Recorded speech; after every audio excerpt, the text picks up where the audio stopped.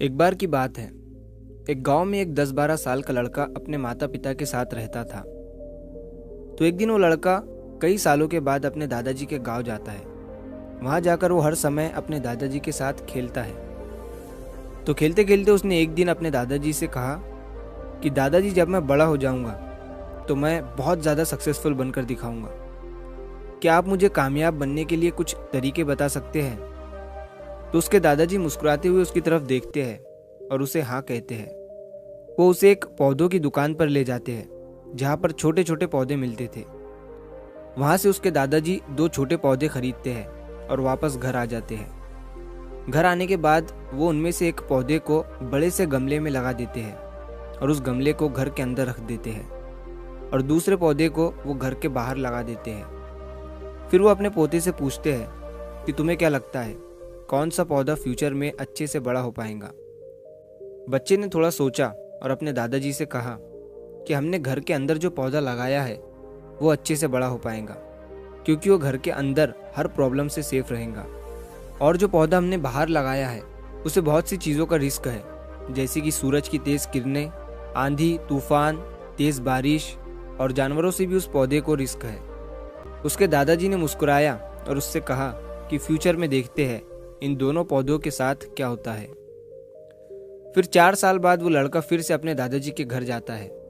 दादाजी को देखने के बाद वो फिर से उनसे पूछता है कि दादाजी, लास्ट टाइम मैंने आपसे पूछा था कि ज़िंदगी में सक्सेसफुल कैसे होते हैं, लेकिन आपने मुझे कुछ नहीं बताया था, लेकिन अब आपको मुझे बताना ही पड़ेगा। उसके दादाजी ने मुस्कुराते हुए उससे कहा, ज़रूर, लेकिन सबसे पहले हम उन 2 पौधों को देखते हैं जो हमने कुछ साल पहले लगाया था। ये कहकर उसके दादाजी उसे उसी जगह पर ले गए जहाँ उन्होंने घर के अंदर जो पौधा रखा था। उन्होंने देखा कि वो पौधा एक बड़ा पौधा बन चुका था। फिर वो उस जगह पर गए जहाँ उन्होंने दूसरे पौधे को बाहर लगाया था।